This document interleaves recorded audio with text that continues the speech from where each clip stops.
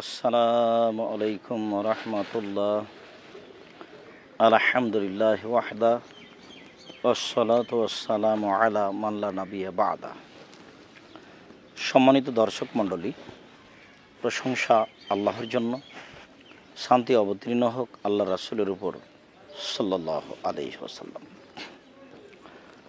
আমরা এখানে আজ দারসে বুখারীর এই পাঠে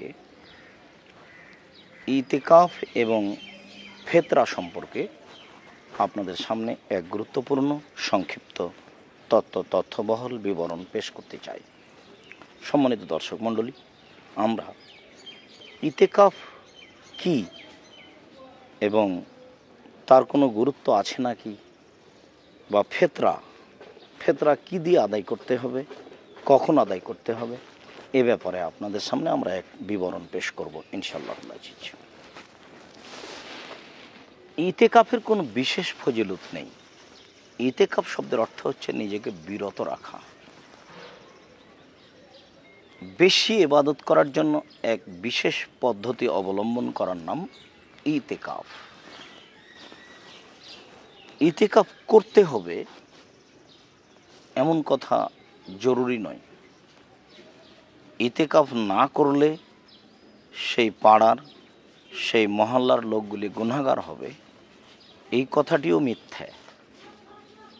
তবে বেশি বেশি ইবাদত করার জন্য ইতিকাফ একটি গুরুত্বপূর্ণ বিষয়, যা গুরুত্ব বহন করে বলে আমরা মনে করি। তাহলে মানুষ নিজেকে আটকে রেখে ইবাদত করার একটি সুন্দর সুযোগ পাবে। সম্মানিত দর্শক মণ্ডলী, ইতিকাফের ব্যাপারে রাসূল সাল্লাল্লাহু আলাইহি সাল্লাম বলেছেন, লা ইতিকাফা ইল্লা ফিল জামে মসজিদ ছাড়া ইতিকাফ হয় না, সিয়াম ছাড়া ইতিকাফ হয় না, ইতিকাফ অবস্থায় জানাজায় যাওয়া যায় না, ইতিকাফ অবস্থায় অসুস্থ মানুষকে দেখতে যাওয়া যায় না, ইতিকাফ অবস্থায় পেশাব পায়খানা জরুরি প্রয়োজন ছাড়া এখানে সেখানে যাওয়া যায় না। এরপরেও রাসূল সাল্লাল্লাহু আলাইহি সাল্লামের আদর্শে বোঝা যায় যে তিনি পেশাব পায়খানা ছাড়া ইতিকাফ অবস্থায় কোথাও যেতেন না।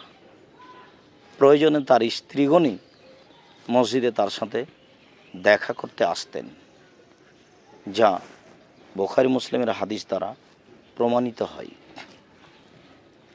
রাসূল সাল্লাল্লাহু আলাইহি সাল্লাম রমজান মাসের শেষ দশকে ইতিকাফ করেছেন। তার পরিবার বর্গগণ তার অবর্তমানে রমজানের শেষ দশকে ইতিকাফ করতেন। রমজানের 20 তারিখ অর্থাৎ 20শে রমজান মাগরিবের পরে মানুষ ইতিকাফে বসবে, অথবা 19শে রমজান পার হয়ে 20শে রমজান রাতে ফজরের সলাতের পর তার নির্ধারিত স্থানে ইতিকাফে বসবে। এটাই সুন্নাত। ইতিকাফ অবস্থায় তার জন্য যেটা জরুরি কাজ হবে সেটা হলো কোরআন মাজিদ তেলাওয়াত করা, তাসবিহ তাহলিল জিকির আজকার করা, আর নিষিদ্ধ সময় না হলে মাঝে মধ্যে 2 রাকাত করে ওযু করে এসে 2 রাকাত সালাত আদায় করে আল্লাহর নিকটে ক্ষমা প্রার্থনা করা। অবশ্যই সালাত 2 রাকাত হবে ওযুর জন্য, অথবা সালাত 2 রাকাত হবে ক্ষমা চাওয়ার জন্য। ইতিকাফের জন্য কোনো সালাত নেই। ইতিকাফ করলেই যে তাকে 2 রাকাত করে সালাত আদায় করতে হবে এর কোনো বিধান নেই। মূলত বেশি তাসবিহ তাহলিল করার জন্য, বেশি ক্ষমা প্রার্থনা করার জন্য, বেশি কোরআন তেলাওয়াত করার জন্য নিজেকে বদ্ধ করে রাখবে, আটকে রাখবে। এটা হলো ইতিকাফ। এখানে যেটা আমরা আপনাদেরকে পরামর্শ দিচ্ছি সেটা হলো এই যে সময় যদি নিষিদ্ধ সময় না হয় তাহলে আপনি ওযু করে আসলেন, এসে ক্ষমা চাওয়ার জন্য 2 রাকাত সালাত আদায় করলেন, তারপরে কান্নাকাটি করে আল্লাহর নিকটে ক্ষমা চাইলেন। ঠিক অনুরূপই আপনি অজু উপলক্ষে 2 রাকাত সালাত আদায় করলেন, তারপরে আল্লাহর নিকটে সাহায্য ভিক্ষা চাইলেন, যেভাবে আপনার পরিস্থিতি গতিতে আসে। আর রাসূল সাল্লাল্লাহু আলাইহি সাল্লাম শেষ দশকেই বিশেষভাবে লাইলাতুল কদর খোঁজার জন্য বলেছেন। আয়েশা রাদিয়াল্লাহু তাআলা আনহা বলেন, রাসূল সাল্লাল্লাহু আলাইহি সাল্লাম বলেছেন, তাহাররাউ লাইলাতুল কদর ফিল বিতর মিনাল আশরিল আওয়াখির মিন রমাদানা। তোমরা রমজান মাসের শেষ দশকে বিজোড় রাতে লাইলাতুল কদর খুঁজো। রমজান মাসের শেষ দশকে বিজোড় রাতে, অর্থাৎ 21, 23, 25, 27, 29 এই রাত্রিগুলিতে লাইলাতুল কদর খুঁজো। সম্মানিত দর্শক মণ্ডলী, আয়েশা রাদিয়াল্লাহু তাআলা আনহার বিবরণে বোঝা যায় যে রাসূল সাল্লাল্লাহু আলাইহি সাল্লাম তার পরিবারকেও শেষ দশকের বিজোড় রাতিগুলিতে জাগাতেন। তিনি বলতেন, ফাবতাগুহা ফিল আশরিল আওয়াখির ওয়াবতাগুহা ফি কুল্লি বিতরিন। তোমরা রমজানের শেষ দশকে লাইলাতুল কদর খুঁজো, আর তা অবশ্যই খুঁজো বিজোড় রাতে। আর আল্লাহ তাআলা বলেছেন, ইন্না আনজালনাহু ফি লাইলাতুল কদর, নিশ্চয় আমি কোরআন মাজিদ লাইলাতুল কদরে অবতীর্ণ করেছি। ওমা আদরাকা মা লাইলাতুল কদর, মুহাম্মদ আপনি কি বলতে পারেন লাইলাতুল কদর কি? আমি বলি, লাইলাতুল কদর খায়রুম মিন আলফি শাহর, অবশ্যই লাইলাতুল কদর 1000 মাসের চেয়ে উত্তম। 1000 মাস ইবাদত করলে মানুষ যে নেকি অর্জন করবে, লাইলাতুল কদরে ইবাদত করলে মানুষ তা অর্জন করবে। আল্লাহ তাআলা বলেন, ওয়া তানাজ্জালুল মালায়েকাতু রূহ ফিহা বিইজনি রাব্বিহিম মিন কুল্লি আমর। সেই রাতে ফেরেশতাগণ জিবরাইল আলাইহিস সহ পৃথিবীর প্রত্যেকটা জিনিস 1 বছরে যা হবে তা নিয়ে অবতীর্ণ হন, আর তা ফজর পর্যন্ত বহাল থাকে। সম্মানিত দর্শক মণ্ডলী, আমরা মধ্যখানে একটা কথা বলে ফেললাম, তা হচ্ছে এই, আসলে এটা হচ্ছে লাইলাতুল কদর, যেখানে 1 বছরের আল্লাহ তাআলার কর্মসূচি পৃথিবীতে নেমে আসে। কতজন মানুষ মরবে, কতজন মানুষ হবে, কার রুজি কেমন হবে, কে কী করবে, এটা হয় লাইলাতুল কদরে, যা আল্লাহ তাআলা বলেন। কিন্তু এক শ্রেণীর আলেম ওলামা আমাদেরকে বুঝিয়ে বলছেন তা হচ্ছে 15 শাবান। তার প্রমাণে হাদিসটি জাল। আর সেসব হাদিসে প্রমাণ হয়েছে সন্ধ্যা রাতে আল্লাহ তাআলা প্রথম আকাশে নেমে আসেন। আর বুখারী মুসলিমের একাধিক হাদিস দ্বারা প্রমাণিত হয় যে আল্লাহ তাআলা নেমে আসেন রাতের 3 ভাগের 2 ভাগ পার হওয়ার পরে। এরপরেও মানুষ বুঝে না, রুজির তাড়নায় মিথ্যা পদ্ধতিতে 15 শাবানে মানুষ রাত্রি জেগে ইবাদত করে, যা আসলে বিদআত, যা পরিহার করা মানুষের জন্য একান্ত জরুরি। মানুষ ইবাদত করবে লাইলাতুল কদর। আর লাইলাতুল কদরটাই কেমন কিভাবে হয়ে গেল মানুষের কাছে, তা হচ্ছে 15 শাবান। তার নাম পড়ল শবে বারাত। শাব ফার্সি শব্দ, বারাত আরবি শব্দ, মুক্তির রাত। এটা কি হয়?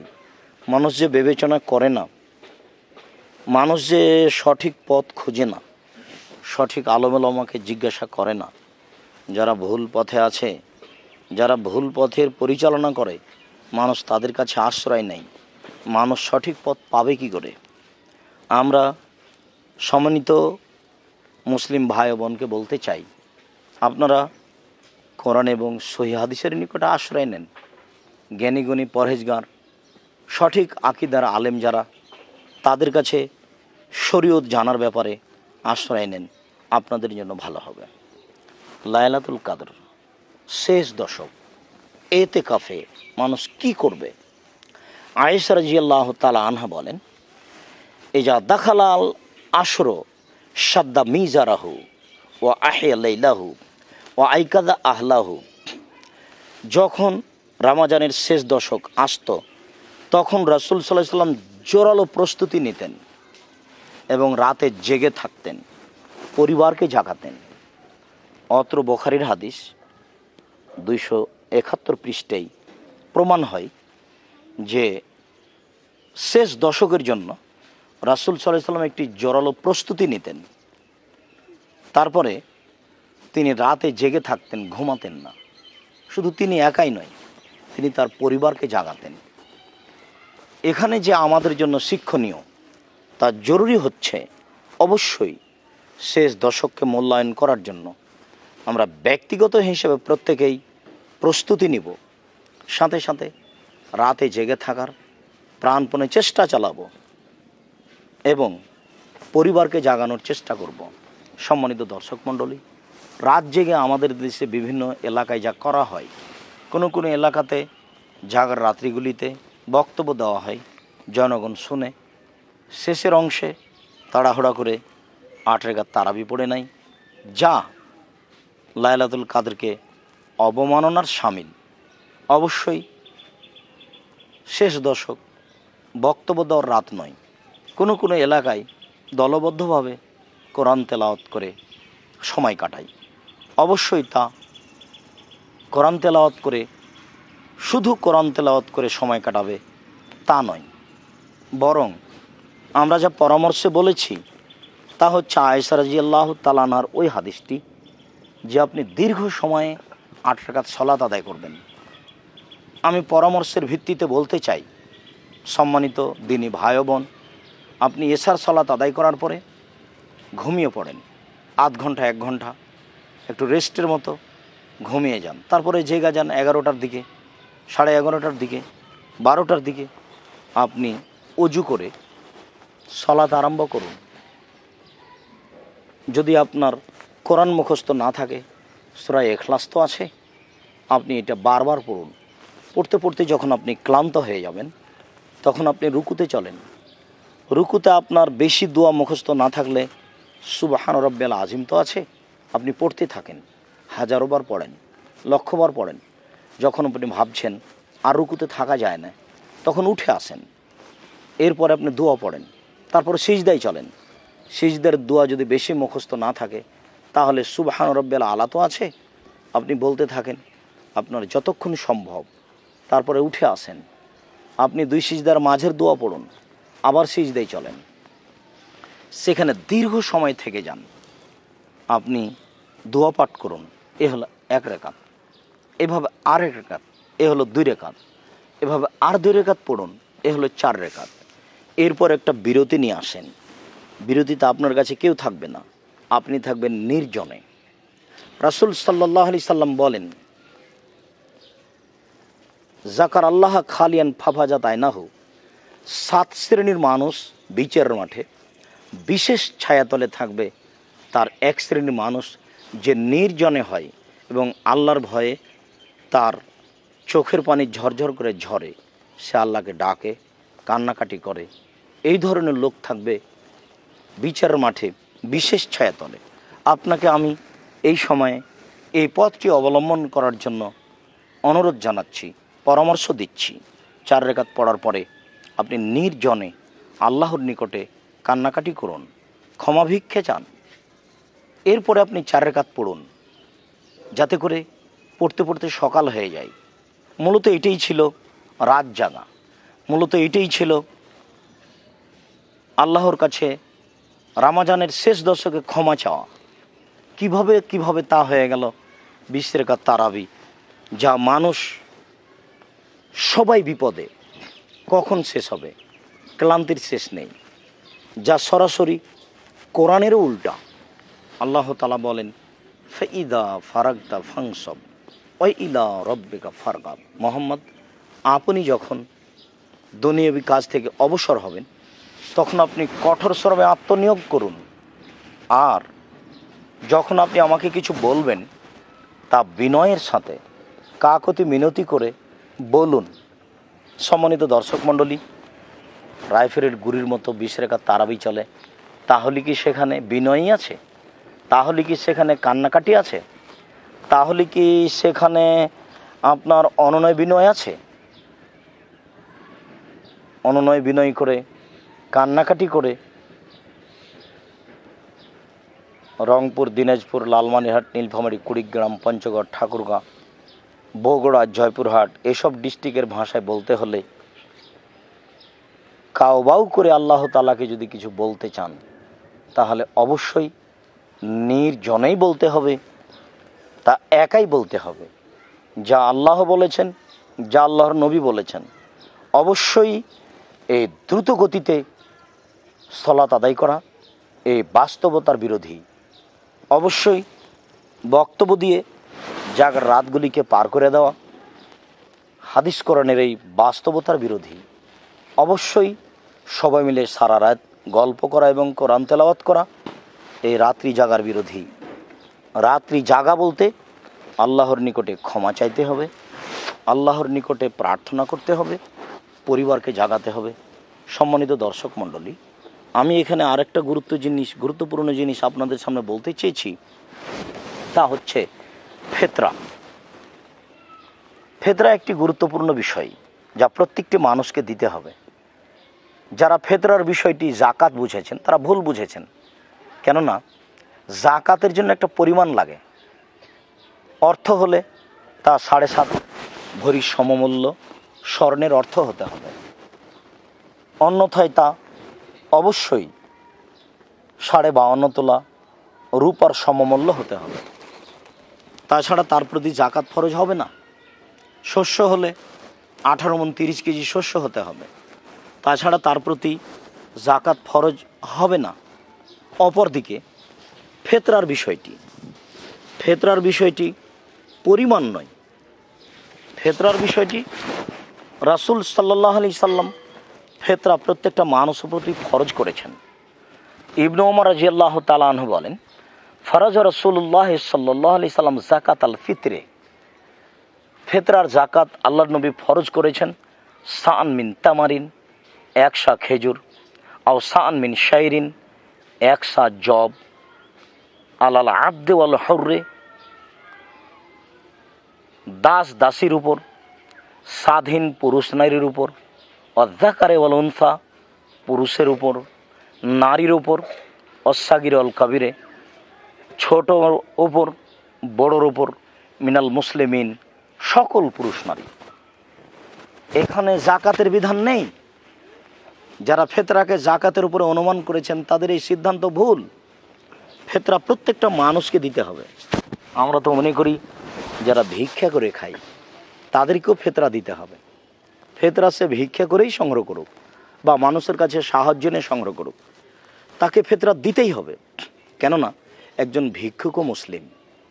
রাসূল সাল্লাল্লাহু আলাইহি সাল্লাম কথাটি সকল মুসলিম পুরুষ নারীর ব্যাপারে বলেছেন।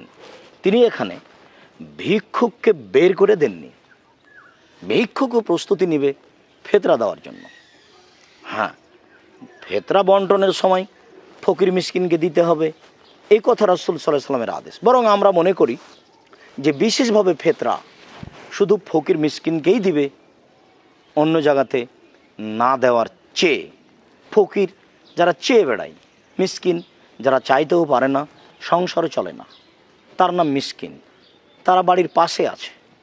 আর ফকির যারা রাস্তা রাস্তায় চেয়ে বেড়ায়, এই 2 শ্রেণীর মানুষকে ফিতরা দিবে। সম্মানিত দর্শক মণ্ডলী, এখানে আপনাদের সাথে আমাদের জরুরি কথা কয়েকটি। তার প্রথম কথাটি হচ্ছে যে ফিতরার পরিমাণ কি? ফিতরার পরিমাণ কি অর্ধশা? জি না, ফিতরার পরিমাণ অর্ধশা নয়, এটা ইরাকের হিসাব। মুআবিয়া রাদিয়াল্লাহু তাআলা আনহু সিরিয়া থেকে এসে যে বক্তব্য পেশ করেছিলেন, তিনি বক্তব্যে বলেছিলেন যদি মানুষ খেজুর দেয় তাহলে দিবে এই, আর যদি মানুষ গম দেয় তাহলে মূল্য হিসাব করে তার অর্ধশা গম দিবে। এটি ছিল মুআবিয়া রাদিয়াল্লাহু তাআলার একটি বক্তব্য, এবং তার বক্তব্যের সরাসরি বিরোধিতা করে আবু সাঈদ খুদরি রাদিয়াল্লাহু তাআলা বলেছিলেন, জি না, কখনো না, তা হতে পারে না। আমি আবু সাঈদ খুদরি রাদিয়াল্লাহু তাআলা রাসূল সাল্লাল্লাহু আলাইহি সাল্লামের নীতির বিরোধিতা করব না, আমি এক সাই শস্য ফেতরা দিব। আমরা বলি আপনাদেরকে আন্তরিকভাবে আপনারা ফেতরা দেন এক সা, অবশ্যই তা অর্ধ সা নয়। আর এক সা তবু আমরা বলি যে তা হবে হিজাজ, মক্কা মদিনের সা, তা ইরাকের নয়। আজও যদি আপনারা ইরাক থেকে একটা সা মানে পরিমাপ, একটা পাত্র, সেই ইরাক থেকে সা পরিমাপটা নিয়ে এসে যদি বাংলাদেশে মাপেন তাহলে তাতে চাউল ধরবে অনুমান 3.5 কেজি। আর যদি মক্কা মদিনা থেকে একটা সা পাত্রটা কিনে নিয়ে আসেন তাতে যদি চাউল মাপেন তাহলে চাউল ধরবে 2.5 কেজি। এ কারণে আমরা এক সা সমান 2.5 কেজি চাউলের কথা বলেছি। সম্মানিত দর্শক মণ্ডলী, আমরা আপনাদেরকে পরিমাণে এক সা দেওয়ার জন্য বলছি। এরপরে বলছি যে আপনারা শস্য ফেতরা দেন, অবশ্যই টাকা দিবেন না। রাসূল সাল্লাল্লাহু আলাইহি সাল্লামের যুগে মুদ্রা বাজারে চলতো, মানুষ মুদ্রা দিয়েই, স্বর্ণের টাকা দিয়ে, রূপার টাকা দিয়ে জিনিস ক্রয় করত, কাপড় চোপড় কিনত, হাট বাজার করত, মানুষের কাছে মুদ্রা ছিল। রাসূল সাল্লাল্লাহু আলাইহি সাল্লাম তারপরেও মুদ্রার কথা বলেননি, তিনি শস্যের কথাই বলেছেন। তিনি বলেছেন এক সা জব, তিনি বলেছেন এক সা গম, তিনি বলেছেন এক সা পনির, তিনি বলেছেন এক সা খাদ্য। যখন তিনি খাদ্যের কথা বলেছেন তাহলে অত্র বাক্যে প্রমাণ হয় যে পৃথিবীতে যেখানে যারা যা খায় খাদ্য হিসেবে সেটাই দেবে এক সা সান মিন তম। পৃথিবীতে যেখানে যারা যা খাদ্য হিসাবে ব্যবহার করে তাই দিবে। আমরা তো বলতে পারি না পৃথিবীর বিভিন্ন স্থানের খাদ্য কি, আমরা এদেশের জন্য বলতে পারি আমরা সাধারণত খাদ্য হিসেবে চাউল ব্যবহার করে থাকি, আমরা সাধারণত খাদ্য হিসেবে আটা গম ব্যবহার করে থাকি। মানুষ চাউল দেবে এক সা 2.5 কেজি বা গম দেবে এক সা 2.5 কেজি, এটাই আমরা হাদিসের দৃষ্টিকোণে বলে থাকি। মানুষ যদি এখানে শস্য না দিয়ে টাকা দিয়ে ফেতরা আদায় করে তাহলে ফেতরা হবে না, তাহলে ফেতরা আদায় হবে না। সম্মানিত দর্শক মণ্ডলী, আমরা আপনাদের এখানে গুরুত্ব সহকারে যেটা বলতে চেয়েছি সেটা হচ্ছে আপনারা টাকা দিয়ে ফেতরা আদায় করিয়েন না, টাকা দিয়ে ফেতরা আদায় হবে না, টাকা দিয়ে ফেতরা আদায় হবে না, টাকা দিয়ে ফেতরা আদায় হবে না, এটাই চূড়ান্ত, এর বিকল্প কোনো পথ নেই। মানা না মানা আপনাদের ব্যাপার। এরপরে আপনাদের আমরা বলতে চাই যে ফেতরা আদায় করবেন কখন আর বন্টন করবেন কখন। ফেতরা দিবেন 28শে রমাজান, 29শে রমাজান, 30শে রমাজান বা ঈদ উল ফিতরের দিন সালাত আদায় করতে যাওয়ার পূর্বে। অবশ্যই তা আগে হবে না। আবু দাউদের এক সহিহ হাদিসে বোঝা যায় তা 28, 29 রমাজানে শুরু করা যায়, 30 রমাজানে দেওয়া যায়, শাওয়ালের প্রথম তারিখে ঈদের মাঠে যাওয়ার পূর্বে দেওয়া যায়। রাসূল সাল্লাল্লাহু আলাইহি সাল্লাম ঈদের মাঠে যাওয়ার পূর্বেই দেওয়ার জন্য বলেছেন। তিনি বলেছেন যে ফেতরা দিতে হবে এক সা খেজুর, এক সা জব, দাস দাসীকে, স্বাধীন পুরুষ নারীকে, পুরুষকে, নারীকে, ছোটকে, বড়কে, এবং তুয়াদ্দা কাবলা খরুজিন নাসেলা সলাত, মাঠে সলাত আদায় করতে যাওয়ার পূর্বেই। তাহলে ফেতরার দিনও ফেতরা আদায় করা যায়, তবে তা সলাত আদায়ের পূর্বে হবে। যদি মানুষ সলাত আদায় করে এসে ফেতরা বের করে তাহলে তা হবে সাদকা, অবশ্যই তা ফেতরা হবে না। ফেতরার যে গুরুত্ব রয়েছে, ফেতরা হচ্ছে মানুষ 1 মাস সিয়াম পালন করেছে, মানুষ মাত্র কিছু ভুল ত্রুটি হতে পারে, ভুল ত্রুটি থাকতেই পারে, সেটাকে পূর্ণ করার জন্য, সেই ক্ষতিটাকে দূর করার জন্য ফেতরা। মানুষ যদি সলাতে যাওয়ার পূর্বে, ঈদের মাঠে যাওয়ার পূর্বে ফেতরা আদায় করে, অবশ্যই রাসূল সাল্লাল্লাহু আলাইহি সাল্লামের এই কথাটি বাস্তবায়ন হবে এবং মানুষের যেটু ভুল ত্রুটি আছে তা ক্ষমার মধ্যে চলে যাবে, আল্লাহ তাআলা তা ক্ষমা করে দিবেন। আমরা বলি ফেতরা আদায়ের জন্য 28শে রমাজান, 29শে রমাজান, 30শে রমাজান এবং ঈদের মাঠে যাওয়ার পূর্বে ঈদের দিন। সম্মানিত দর্শক মণ্ডলী, বন্টন কখন? বন্টনের বিষয়টি মানুষের সুবিধার জন্য হবে। মানুষ ঈদের মাঠে যাওয়ার পূর্বে বন্টন করতে পারে, ঈদের মাঠ থেকে এসে বন্টন করতে পারে। যারা বলতে চাচ্ছে যে লক্ষ্যে ফিতরা ফরজ করা হয়েছে তা বাস্তবায়ন করলে ঈদের মাঠে যাওয়ার আগেই বন্টন করতে হবে, এইটা ফরজ মনে করানো ঠিক নয়। কারণ রাসূল সাল্লাল্লাহু আলাইহি সাল্লাম আবু হুরায়রা রাদিয়াল্লাহু তাআলা আনহুকে যে জাকাতের মাল দেখাশোনার জন্য দায়িত্ব দিয়েছিলেন তা ছিল ফিতরার সম্পদ, এবং তিনি 3 দিন যাবৎ সেখানে শয়তানের সাথে কথোপকথন করছিলেন। বুখারী মুসলিমের হাদিস দ্বারা প্রমাণিত। তা ছিল ঈদের পরে। অবশ্যই বুখারী মুসলিমের সেই হাদিস দ্বারা প্রমাণিত হয় যে ফিতরা ঈদের পরে বন্টন করা যায়, প্রয়োজনে মানুষ আগে বন্টন করতে পারে। আমরা বলি না যে বন্টন করার বিষয়টি এখনই করতে হবে, তখন করতে হবে। যারা বন্টন করবেন তাদের সুবিধার্থে করবেন।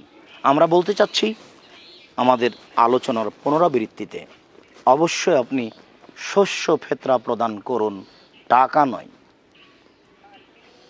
অবশ্যই সকল পুরুষ নারীকে ফিতরা দিতে হবে, ভিক্ষুক ভিক্ষিকা হলেও।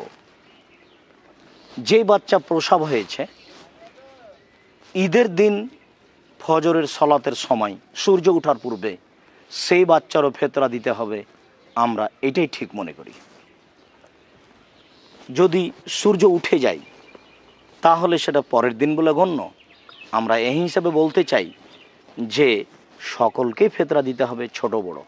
আরও বলতে চাই যারা শয়তানি করে সেম ছেড়ে দিয়েছে, মাঝে মধ্যে করেনি, তাদেরকেও ফিতরা দিতে হবে। ও সিয়াম পালন করেনি তার জন্য তাকে ফিতরা দিতে হবে না বা তার ফিতরা নিতে হবে না, এই কথা ঠিক নয়। সম্মানিত দর্শক মণ্ডলী, আমরা অত্র বিবরণের এইখানে এসে বলতে চাচ্ছি আপনারা সত্যই আল্লাহকে সন্তুষ্ট করার জন্য লাইলাতুল কদর মূল্যায়ন করুন। এতে কাফ করে আল্লাহকে সন্তুষ্ট করার প্রাণপণে চেষ্টা করুন। আপনারা রমজান শেষে ফিতরা প্রদান করে ফকির মিসকিনের হাতে হস্তান্তর করে আল্লাহকে সন্তুষ্ট করার চেষ্টা করুন। সম্মানিত দর্শক মণ্ডলী, আলোচনার শেষে এসে পাঠ শেষে এসে বলতে চাচ্ছি আমাদের গুরুত্বপূর্ণ কথাটি আপনাদের সবার জানা আছে। আমাদের প্রতিষ্ঠানের কথা জামিয়া সালাফিয়া রূপগঞ্জ, নারায়ণগঞ্জ, ঢাকা। জামিয়া সালাফিয়া ডাঙ্গিপাড়া, পবা, রাজশাহী। সম্মানিত দর্শক মণ্ডলী, আমরা প্রতিষ্ঠানটিকে আপনাদেরকে আন্তরিকভাবে মূল্যায়ন করা অনুরোধ জানাচ্ছি। এখানে প্রায় 1300 ছেলে মেয়ে পড়াশোনা করে 2 প্রতিষ্ঠানে, স্ব স্থানে, পৃথক পৃথক স্থানে তারা পড়াশোনা করে। তাদের থাকার জায়গা যেমন সংকীর্ণ, তাদের সলাতের জায়গা নেই বললেই চলে। যার জন্য আমরা উভয় স্থানে রূপগঞ্জ এবং ডাঙ্গিপাড়া, পবা, রাজশাহীতে মসজিদ নির্মাণ করতে চাচ্ছি। ব্যয়বহুল খরচের বিষয়। আপনাদেরকে এই মসজিদ নির্মাণে অংশগ্রহণের জন্য অনুরোধ করছি এবং অন্য অনেক খরচ, বিশেষ করে নির্মাণ কাজে সাদকা জারিয়া হিসাবে অংশগ্রহণ করার জন্য অনুরোধ করছি। সম্মানিত ভাই বোন, আপনাদের দানের হাত প্রশস্ত করুন। আমি আপনাদের দিনী ভাই হিসাবে আন্তরিকভাবে আপনাদের জন্য দোয়া করি। আল্লাহ যেন আপনাদেরকে ক্ষমা করেন। আপনাদের আত্মীয় স্বজন যারা মারা গেছে তাদের কবরের শাস্তিকে যেন মাফ করেন। আপনারা যারা অসুস্থ রয়েছেন তাদেরকে যেন আরোগ্য দান করেন। আল্লাহ যেন আমাদেরকে তার রাসূলের পদ্ধতি অনুযায়ী চলার তৌফিক দান করেন। আল্লাহ যেন আমাদের দানের হাত প্রশস্ত করে অত্র প্রতিষ্ঠান দুটিকে মূল্যায়ন করার তৌফিক দান করেন। এই দাবি, এই দাওয়া, এই দোয়া আল্লাহর দরবারে রেখে আজকের বুখারীর দার্স সংক্ষিপ্ত আলোচনা এখানে শেষ করলাম। সুবহানাকা আল্লাহুম্মা ওয়া বিহামদিকা আশহাদু আল্লা ইলাহা ইল্লা আনতা আস্তাগফিরুকা ওয়া আতুবু ইলাইক। আসসালামু আলাইকুম ওয়া রাহমাতুল্লাহ। আসসালামু আলাইকুম। নিয়মিত ইসলামিক বক্তব্য পেতে সাবস্ক্রাইব করুন আমাদের ট্রু টক টিভির চ্যানেলে। আর ভিডিওগুলো ফেসবুক বা যে কোনো জায়গায় শেয়ার করে পৌঁছিয়ে দিন ইসলামের শাশ্বত বাণী।